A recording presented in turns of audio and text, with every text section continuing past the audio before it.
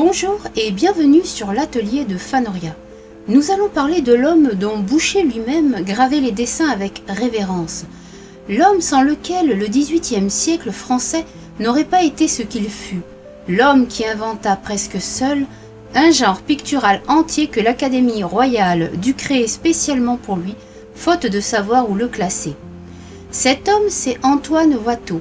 Il est mort à 36 ans de tuberculose, dans les bras de son ami le marchand Gersaint, à Nogent-sur-Marne, un matin de juillet 1721. Il n'a laissé aucun journal, aucune lettre retrouvée, aucune confession.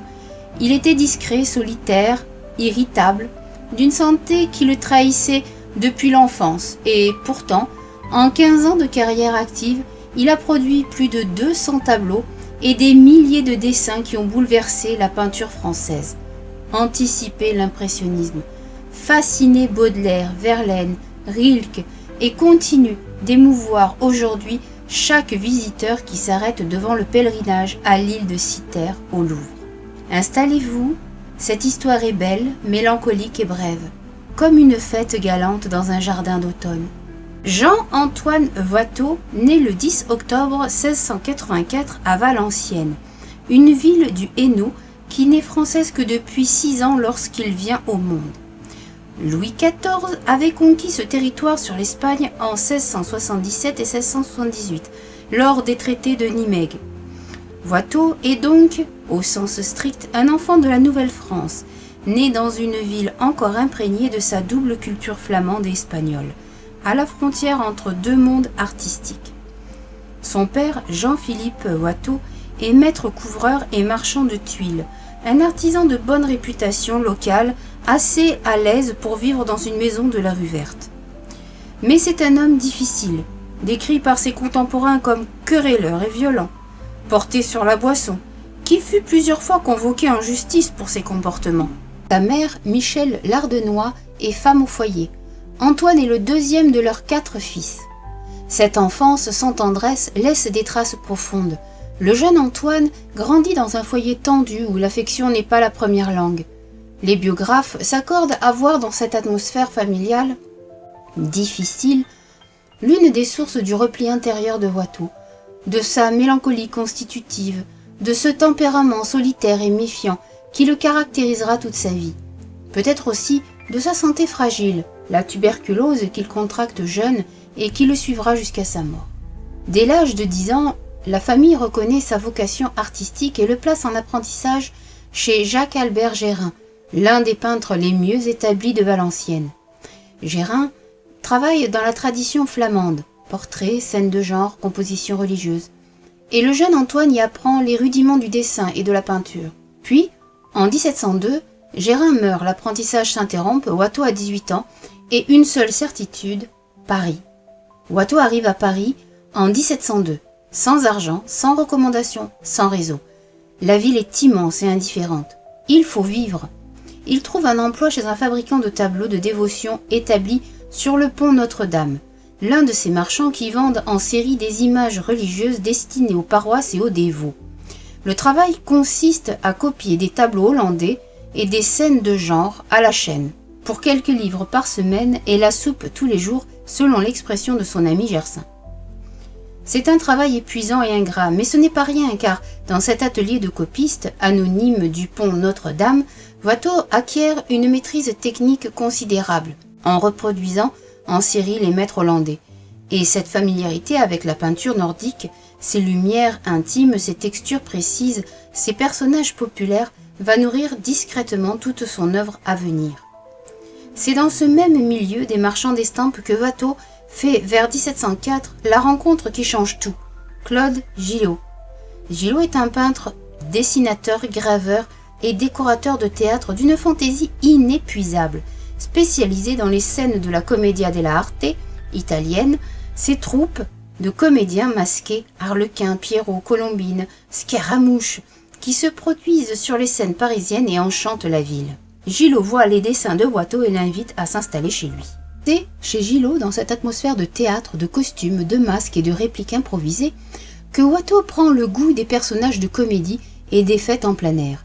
C'est là qu'il commence à développer sa façon si particulière d'observer les gens, en notant les gestes, les postures, les expressions, et d'assembler ces fragments d'humanité observés en composition inventée. Il ne copie pas la réalité, il la distille, la filtre, la transforme en quelque chose qui n'existe que dans le tableau, et qui pour cette raison même semble plus vrai que le vrai. Vers 1707-1708, Watteau quitte Gillot. Leur humeur vive à tous deux rendait leur cohabitation difficile, et entre dans l'atelier de Claude Audran III, l'un des plus grands graveurs et décorateurs de l'époque, qui occupe le poste de conservateur du musée du Palais de Luxembourg. Cette position donne à Watteau un accès privilégié aux collections du Luxembourg, et notamment aux 24 grandes toiles que Rubens avait peintes pour Marie de Médicis, représentant les grandes étapes de la vie de la reine. Ces tableaux sont une révélation. Rubens lui enseigne ce que ni Gillot ni Gérin n'avaient pu lui enseigner, la couleur comme lumière, la chair comme vivant, le mouvement comme vie. Les paysages dorés de Rubens, ces étoffes frémissantes, ces corps lumineux dans des espaces de verdure, tout cela s'imprime profondément dans l'œil de Watteau. C'est aussi chez Audran qu'il travaille à l'invention des arabesques décoratives, ces compositions ornementales légères peuplées de figures et de motifs végétaux, destinées aux panneaux de boiserie, au-dessus de portes, au paravent. Ce travail décoratif, qui paraît secondaire, est en réalité fondateur. Il développe, chez Watteau, le sens de la composition comme espace de pure harmonie, où les figures ne racontent pas une histoire, mais habitent un rythme.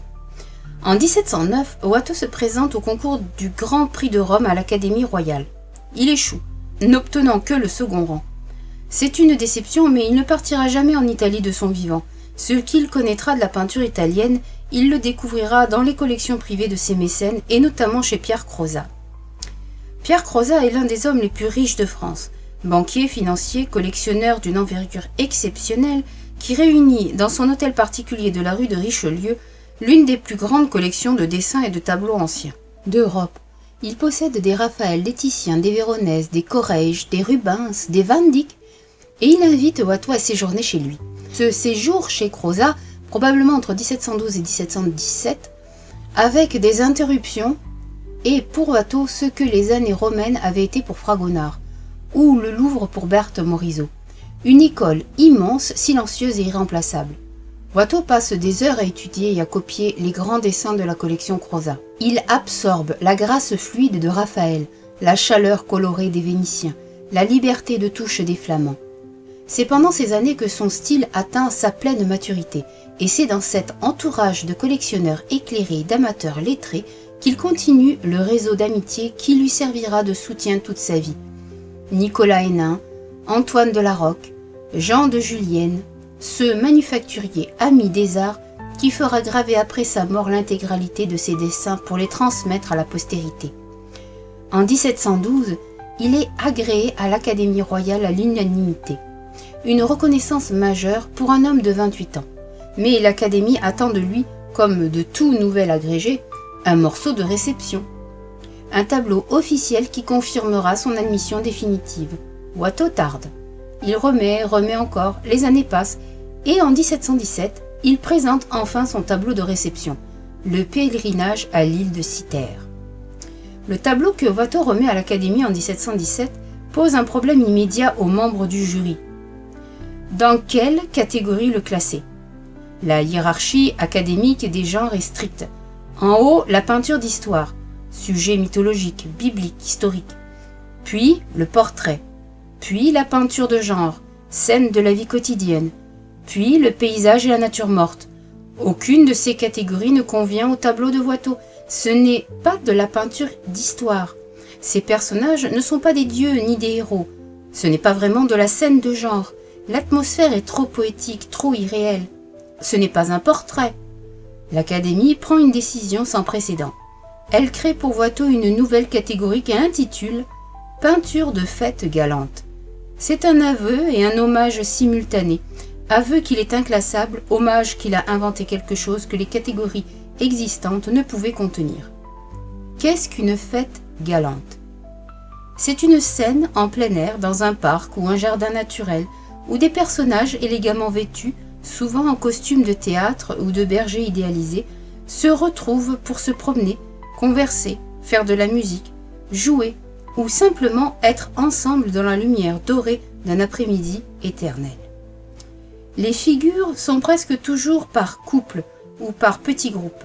Les conversations sont murmurées, les gestes délicats. Il y a de la tendresse, de la coquetterie, parfois une pointe de mélancolie, la conscience que cet instant lumineux est fugace, que la musique s'arrêtera bientôt, que le jardin va s'assombrir.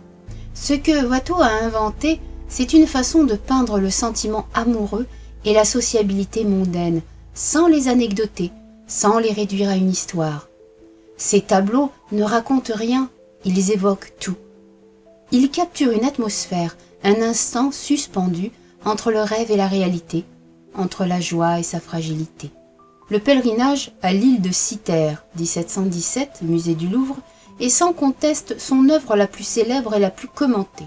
La toile représente un groupe de couples élégants qui semblent sur le point de quitter une île, l'île de Cythère, île de la naissance d'Aphrodite et donc de l'amour. Dans la mythologie grecque, à droite, une statue d'Aphrodite ornée de roses. Les couples descendent vers la rive et les barques qui vont les ramener au monde ordinaire. Sont-ils en train d'arriver ou de partir? Le tableau est ambigu à dessein. On peut le lire dans les deux sens. Ce départ, ou cette arrivée, est empreint d'une mélancolie douce, d'une conscience de la fugacité du bonheur amoureux. Pierrot, dit autrefois Gilles, vers 1718-1719, musée du Louvre, est l'une des images les plus étranges et les plus envoûtantes de la peinture française. Un personnage en costume blanc de Pierrot, le pantin mélancolique de la comédie italienne, se tient debout de face, en pleine lumière, les bras légèrement écartés le long du corps, le regard dirigé vers le spectateur mais qui semble ne rien voir. Derrière lui, en contrebas, 4 autres personnages de comédie, plus petits, relégués dans la pénombre, semblent s'amuser. Pierrot est seul, isolé par la lumière et par son grand costume blanc. C'est une image d'une solitude et d'une étrangeté profonde, et on ne sait toujours pas avec certitude qui commanda ce tableau, ni pourquoi. Les fêtes vénitiennes, vers 1717-1718, National Gallery of Scotland, Édimbourg, est l'une des compositions les plus animées et les plus colorées de son œuvre. Des personnages dansent, jouent de la musique, conversent dans un jardin. Au centre, un homme joue de la musette, et ce musicien, dont les biographes ont souvent suggéré qu'il s'agit d'un autoportrait discret de Watteau, est le seul personnage qui regarde directement le spectateur. L'enseigne de Gersaint, 1720, château de Charlottenburg, Berlin, est son dernier chef-d'œuvre, et l'un des plus étonnants. C'est une immense toile peinte en une 8aine de jours, selon la tradition comme cadeau de reconnaissance au marchand Gersaint, qui l'hébergeait à son retour de Londres. La scène représente l'intérieur d'une galerie parisienne du tableau, au bord d'un pont avec des clients qui regardent, examinent, choisissent des œuvres. C'est une scène de rue, presque un reportage, tout le contraire de ces fêtes galantes. Et pourtant, la grâce légère de la touche, l'élégance des attitudes, la lumière tamisée et dorée qui baigne l'espace, tout est Watteau. C'est aussi le seul de ces grands tableaux où l'on voit clairement une allusion au temps qui passe. Dans le coin gauche, des assistants emballent dans une caisse le portrait de Louis XV, le grand roi mort en 1715, dont le règne sévère et solennel appartient désormais à l'histoire. Watteau souffre de la tuberculose depuis plusieurs années. La maladie l'affaiblit progressivement. Insomnie, toux, fièvre, ses amis s'alarment de sa négligence envers sa propre santé et envers ses finances. Il dépense sans compter, ne garde pas ses tableaux, vend ses œuvres sans marchander. On dit qu'il se montre généreux jusqu'à l'imprévoyance. En 1719, il prend la décision de partir pour Londres. La raison probable est médicale. Le docteur Richard Mead, l'un des médecins les plus réputés d'Europe, est un admirateur sincère de son œuvre. Réside à Londres. Watteau espère peut-être qu'il pourra le soigner. Il séjourne en Angleterre près d'1 an. Il y rencontre des artistes français expatriés, Bernard Baron, Philippe Mercier, qui interprètent et diffusent ses compositions en gravure très appréciées. Son influence sur la peinture anglaise et notamment sur Thomas Gainsborough, plus tard, sera considérable, mais le climat londonien, brumeux, froid, humide, n'arrange pas son état, au contraire. Il rentre à Paris en 1720, affaibli. Il s'installe chez Gersaint, le gendre de son ancien employeur sirois, marchand de tableaux établi pont Notre-Dame, le même pont où il avait commencé sa vie parisienne à copier des images pieuses pour 3 livres par semaine. Pour remercier son hôte, il peint en une 8aine de jours l'enseigne de Gersaint. Voici l'anecdote qui résume peut-être mieux que tout autre la nature de Watteau. Selon le témoignage de Gersaint lui-même, rapporté par ses contemporains, Watteau se leva un matin et dit à son ami que ses doigts voulaient se dégourdir, qu'il voulait peindre quelque chose. Sans commande, sans contrat, sans rémunération, juste l'envie soudaine de peindre. Il se mit au travail et produisit en quelques matins cette toile monumentale de 163 sur 306 cm. Un tableau immense, libre, lumineux, traité comme un tableau d'histoire, mais dont le sujet est simplement la vie parisienne d'une galerie de peinture un matin de 1720. Se sentant de plus en plus faible, Watteau se retire peu après à Nogent-sur-Marne, dans la propriété de l'intendant de Menu Plaisir, Philippe Lefebvre, mise à disposition par son ami l'abbé Arranger. Il continue de peindre jusqu'aux dernières semaines, travaillant avec son élève Jean-Baptiste Pathé, lui transmettant ce qu'il peut de son art. L'abbé Arranger rapportera un témoignage bouleversant sur les derniers jours de Watteau. Le peintre était à demi conscient et muet, et peignait en l'air des figures imaginaires, les mains qui travaillaient encore quand la voix ne répondait plus. Le 18 juillet 1721, Antoine Watteau s'éteint dans les bras de Gersaint, accouru à son chevet. Il avait 36 ans. Watteau est inhumé dans un tombeau modeste dans l'église Saint-Saturnin de Nogent-sur-Marne.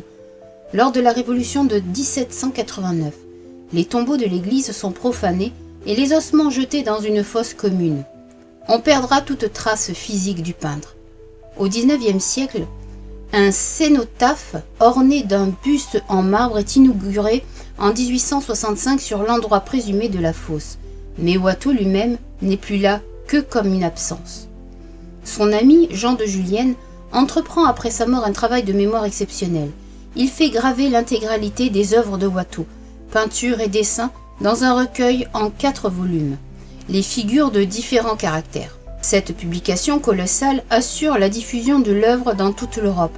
C'est précisément ce travail de gravure que le jeune François Boucher réalisera entre 1722 et 1726, s'imprégnant ainsi de l'art de Watteau, avec une intimité que peu d'apprentis auront jamais avec un maître.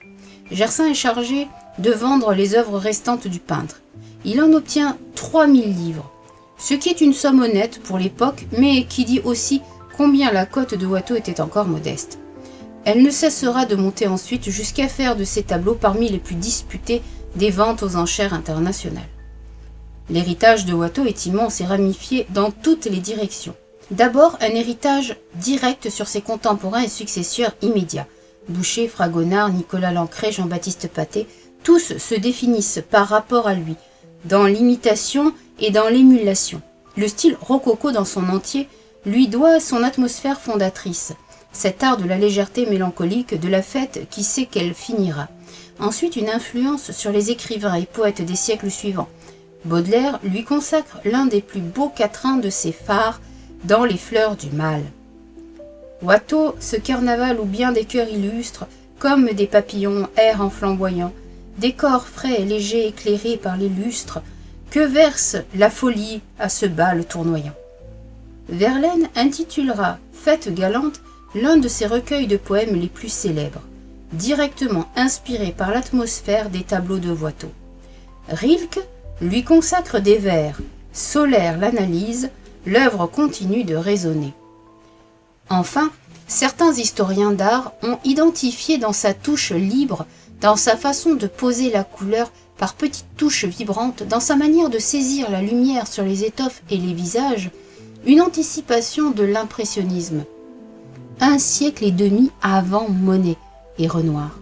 Son influence sur Gainsborough en Angleterre est directement documentée. et la façon dont il construit ses compositions en assemblant des figures dessinées séparément, en piochant dans ses carnets de croquis accumulés au fil des années, anticipe certaines pratiques d'atelier des peintres modernes. Avant de nous quitter, voici une question pour vous. Antoine Watteau a peint toute sa vie des fêtes, des jardins, des musiques, des amours légères, alors qu'il était lui-même solitaire, irritable, malade dès la jeunesse, et mourait à 36 ans sans avoir jamais connu les jardins de son propre tableau. Et vous, pensez-vous que l'art naît de l'expérience vécue, ou peut-il naître précisément de ce qu'on n'a pas, de ce qu'on désire sans l'atteindre? La réponse de Watteau est dans ses tableaux. Cet homme qui peignait en l'air des figures imaginaires sur son lit de mort avait peut-être compris, mieux que quiconque, que peindre la joie n'est pas la même chose que la posséder, et que parfois c'est encore plus beau. Merci infiniment de m'avoir écouté. Prenez soin de vous et à bientôt.